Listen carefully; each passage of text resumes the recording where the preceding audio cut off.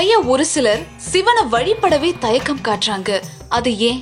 அதாவது நிறைய பேருக்கு ஒரு கருத்து என்னன்னா, சிவம் என்பது அழிக்கும் கடவுள், சிவம் என்பது அழிக்கும், அவர்கிட்ட நீ போனீன்னா நீ உருப்பட மாட்ட, அழிஞ்சிடுவ, உன்னுடைய தலைமுறை விருத்திக்கு வராது, அவர் எதுவுமே கொடுக்க மாட்டார், சோதிப்பார், இப்படியெல்லாம் ஒரு கருத்தை வச்சுக்கின்னு மக்கள் காலகாலமாக சிவபெருமானை வழிபடுறதுக்கு தயங்குறாங்க. இது எல்லாமே தவறான ஒரு விஷயம். அதுதான் திருவாசகத்தில் மணிவாசக பெருமான் தெளிவான ஒரு கருத்தை சொல்கிறாரு. சித்தமலம் அறிவித்து சிவமாகி இணையாண்ட அப்படின்ற ஒரு கருத்தை சொல்கிறாரு. சிவம் என்பது அழிக்கும் கடவுள் என்றால் உண்மைதான். உன்னுடைய ஆணவம், கண்மம், மாயை எனக்கூடிய மலங்களை அழிக்கிறார். சித்தம் என்றால் அறிவு. இந்த அறிவுக்குள் ஏற்படும் அழுக்குகளை எல்லாம் அகற்றார். அதைத்தான் அழிக்கும் கடவுள்னு சொன்னாங்க. அகந்தையை அழிக்கும் கடவுள், ஆணவங்களை அழிக்கும் கடவுள், தற்பெருமை நான் என்ற அகங்காரத்தை அழிக்கும் கடவுள். அவருடைய செயல்பாடுகள் எல்லாம் அதுதான். தன் அடியவர்களை, தன் பக்தர்களை ஒருபொழுதும் அவர் அழித்ததே இல்லை. எப்படி அழிப்பார்? தன்னுடைய குழந்தைகளை எப்படி அழிப்பார்? சிவத்தின் மீது உங்களுக்கு பயம் ஏற்பட்டதுன்னா நீங்கள் எப்படி அவரை அடைய முடியும்? அவர் எப்படி நீங்கள் நெருங்குவீங்க? அவரை எப்படி வழிபடணும், எப்படி ஒரு உறவு முறையாக அவரை ஏற்றுக்கணும்? ஞானசம்பந்த பெருமான் பார்த்தீங்கன்னா ஒரு தாயா பாவிச்சார், ஒரு தாயா பாவிச்சு வழிபட்டார் தன்னுடைய நாயகனை. நாவுக்கரச பெருமான் தந்தையா வழிபட்டார், தந்தையா கருதினார். சுந்தரமூர்த்தி சுவாமி நண்பனா ஏற்றுக்கினார், நண்பனா ஏற்று வழிபட்டார், பக்தி செலுத்தினார். மாணிக்க வாசகரோ குருநாதராய் ஏற்று வழிபட்டார். அப்படி இறைவனை நாம் ஒரு உறவு முறையாக வைத்து, அண்ணனாகவும் நம்மளுடைய உறவு முறையாகவும், தாயாகவும், தந்தையாகவும், நண்பனாகவும் நாம் கருதி இறைவனோடு இரண்டரை அன்பு செலுத்துகிறோம். அப்படி அன்பு செலுத்தினாலே இறைவனை அடைய முடியும். அவர் அன்பே வடிவானவர், எளிவந்த தெய்வம்னு சொல்லுவார், எளிவந்த நாயகன், எளியோனுக்கு இறங்கும் அன்பானவன் அவர். அப்பேற்பட்ட அந்த நாயகன் உங்களுக்கு அவர் மீது பயம் ஏற்படுவதில்லை, பக்தி தான் இருக்கணும். இறைவனை எப்பொழுதும் பயத்தோடு போய் ஆலயத்தில் வழிபடாதீங்க, பக்தியோட அன்போடு போய் வழிபடுங்க. அவர் எப்படி அழிப்பார்? அப்போ சிவபெருமானை எல்லோரும் வழிபடணும். அவர் தான் எளிமையான தெய்வம், உங்ககிட்ட எதுவுமே எதிர்பார்க்க மாட்டார். ஐயா, வாசி யோகம் அப்படின்னா என்ன? வாசி என்பது ஒரு காற்று, வாசி என்பது வசப்படுவது. அந்த வாசியை யாராலும் கற்றே கொடுக்க முடியாது. இன்னைக்கு போலித்தனமாக நான் வாசி யோகம் கற்றுக்கினேன், நான் போய் தீட்சை எடுத்துட்டேன், நான் போய் அதை பண்ணிட்டேன், நான் போய் இதை பண்ணிட்டேன், நான் வாசி யோகம் எனக்கு தெரியும் அப்படின்னு சொல்கிறவங்கெல்லாம் போலி. வாசி யோகம் கற்றவங்கெல்லாம் வெளியில் தெரிஞ்சு காட்டிக்கவே மாட்டாங்க. அப்படி அந்த வாசி என்பது அது ஒரு வகையான காற்று, உள்மூச்சு என்று சொல்லக்கூடியது. அந்த காற்று வெளியிலேயே போகாது, அந்த காற்றானது உள்ளுக்குள்ளேயே அசாபா காயத்ரியாக நடக்கும்.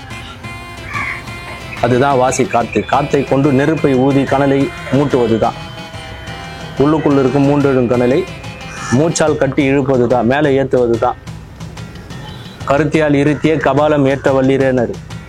கருத்து தான், அந்த கருத்து தான் மூச்சா உனக்கு செயல்படும். அந்த மூச்சு வெளி மூச்சா இருக்காது, உள்மூச்சின் பெயர் தான் வாசி. இந்த வாசி யோகம் என்பது மிக சிறப்பானது.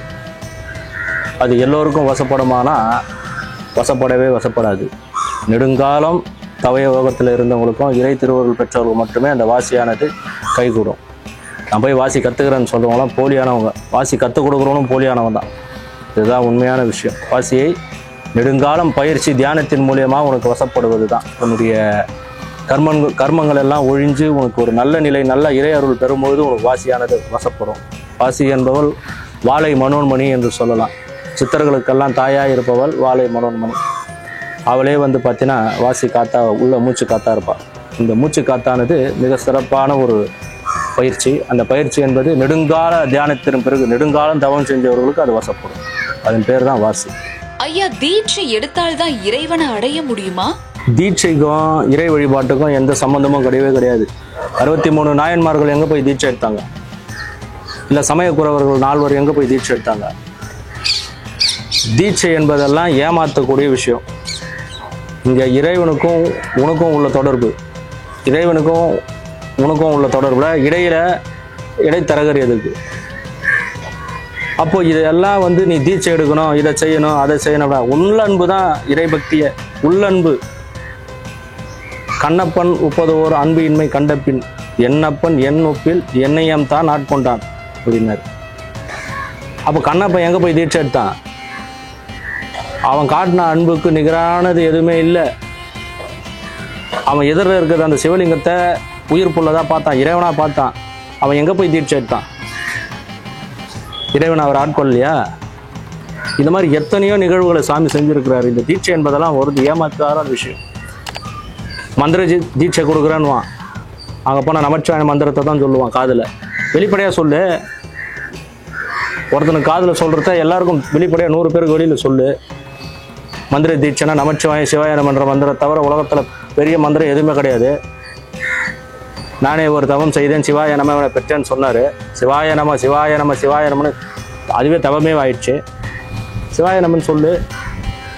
அதுக்கே மந்திர தீட்சைன்னு ஒன்று வச்ச. இதில் என்ன சர்டிஃபிகேட் உனக்கு? இவெல்லாம் தீட்சை பெற்றவன், இவன் தீட்சை பெறாதவன். தீட்சை பெறாதவன் எல்லாம் இறைவன் அடைய முடியாதா? உள்ளன்பு தான் பெருசு. அப்போ தீட்சை என்பதெல்லாம் இவங்க பிழைப்புவாதம் பண்ணிங்கிறாங்க, இவங்க ஏமாத்திங்கிறாங்க. ஐயோ நான் தீட்சை எடுக்கல, முறை பிரகாரம் என்ன முறை பிரகாரம்? இறைவனை வழிபடுறது என்ன அன்பு தான் வேணும். நீ எதை செஞ்சு வச்சாலும், நீ சாப்பிட்ற பொருள் எதை செஞ்சு வச்சாலும் அன்போடு அவருக்கு வச்சு அதை ஏற்றுக்கிறாரு. இங்கே முறைகள் இது அது என்ன இருக்குது? இறை வழிபடுறதுக்கு என்ன இருக்கு? பாடு, பதிகங்களை பாடு. அதாவது இறைநெறி சார்ந்து இறை முக்தி பெற்றவங்க யாருமே தீட்சை எடுத்தவங்கலாம் கிடையாது. தீட்சை என்பதெல்லாம் அதுக்கு பிறகு இவங்களே இது தீட்சை கொடுக்கணும், அது தீட்சை கொடுக்கணும், இந்த தீட்சை கொடுக்கணும்னு சொன்னாங்க. புரியுதா? இதெல்லாம் தவறான ஒரு கருத்து. தீட்சை என்பது ஒரு அங்கீகாரம், யாருக்கும் எந்த அங்கீகாரம் ஒரு சர்டிஃபிகேட் மாதிரி. அது நான் தீட்சை எடுத்துட்டா, இவர் தீட்சை எடுத்திருக்கிறாரு, இந்த பயிற்சி முடிச்சிருக்கிறாரு, இந்த விஷயத்தை அவர் தெரிஞ்சிருக்கு அப்படின்னு. நீ தீட்சை எடுத்தவன்றது எங்களுக்கு எப்படி தெரியும்? தீட்சை பெற்றவன் தான் நாங்கள் அபிஷேகம் பண்ணோம், ஆராதனை செய்யணும்னா யாருமே இந்த உலகத்தில் செய்ய முடியாது. எல்லோரும் எல்லாம் செய்யலாம், இறை வழிபாடு எல்லோரும் எல்லா நிகழ்வுக்கும் சாமிக்கு உகந்து எல்லா விஷயங்களும் செய்யலாம். அப்போ தீட்சை என்று சொல்லி நீங்கள் புறந்தள்ள தேவையில்லை. அவன் என்ன பண்ணுவான்? அவனுக்கு இறை மீது ஒரு பற்றுதல் இருக்கும், அன்பு இருக்கும். ஆனால் தீட்சை எடுத்தால் தான் சாமி கும்பிட முடியும், ஐயோ நம்மளாம் கும்பிட முடியாதுன்ட்டு அவன் வெளியிலே தான் நிற்பான். அது ஒரு இழுக்காக இருக்கும். இது தவறான ஒரு விஷயமா இருக்கும். தீட்சை என்று சொல்லி யாரையும் எந்த விதமான விஷயங்களையும் ஆட்படுத்தாதீங்க. தீட்சைக்கும் இறை நெறிக்கும், இறைவனை வழிபடுறதுக்கும், இறைவனை அடைவதற்கும் எந்த சம்பந்தமும் கிடையாது.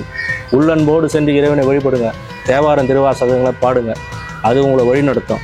தீட்சை என்பதெல்லாம் ஒரு மாயை, ஏமாத்து வேலை. ஐயா, கிரிவலம் செல்வது தடைப்படுவது எதனால்? எப்போ ஒரு ஆலயத்தில் நம்ம வழிபடணும்னு இறைவன் தான் முடிவு பண்ணுறாரு. அதனால் எல்லாரும் திருவாரூர் போய் வழிபடணும், என்னால் திருவாரூருக்கு போக முடியல.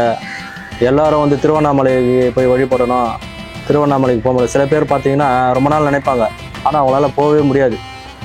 சில பேர் பார்த்தீங்கன்னா நினைச்ச ஒரு மாத்திரத்திலே கிளம்பிடுவாங்க திருவண்ணாமலைக்கு. அப்போது இதுவும் இறைவனுடைய செயல் தான். ஏன்னா சந்தர்ப்ப சூழ்நிலையை ஏற்படுத்தி தரது இறைவன் தான். அப்போ சுவாமி முடிவு பண்ணும், இன்னொரு இடத்துல இந்த தேதியில் இந்த நாளில் நீ என்னை வழிபடணும்னு அது நிர்ணயிக்கப்பட்டிருந்தால் அது நிச்சயம் நடக்கும். நாமளே சுயமுயற்சி செஞ்சு பார்த்தா அது நடக்கவே நடக்காது. பக்கத்துலேயே சிவாலயம் இருக்கும், அவங்க போக மாட்டாங்க. ஆனால் எங்கேயோ இருக்கிறவங்க இங்கே வழிபாடு செய்வாங்க. அப்போ இதுக்கும் அதுக்கும் என்ன இதுனா, இதுதான் அவனுடைய திருவருளும் அவனுடைய விருப்பம் இருந்தால் மட்டும்தான் ஆலயங்களில் சென்று வழிபடவே முடியும். அவனுடைய கோவிலே நீ காலை மதிக்க முடியும் அவன் வாசலில். இல்லைனா நீ என்ன குட்டிகரணம் போட்டாலும் நடக்கவே நடக்காது. நீ முயற்சி செய்யலாம், உன்னுடைய கர்மத்தால் அது தடையாகலாம். நீ செய்கிற கர்ம வினைகளை பொறுத்து, உன்னுடைய செயல்பாடுகளை பொறுத்து கூட ஒரு ஆலயத்துக்கு போக முடியாத தடைகள் ஏற்படும். அப்போ சுவாமி முடிவு பண்ணுவார்.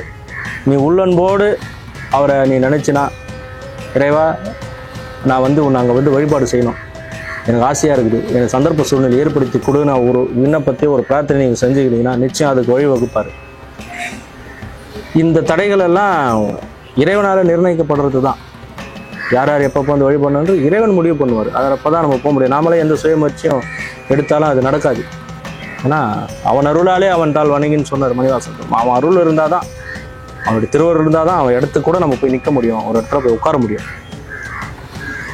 அதனால் எல்லாமே ஈஸ்வரருடைய செயலாக நம்ம கருதிக்கிறோம்.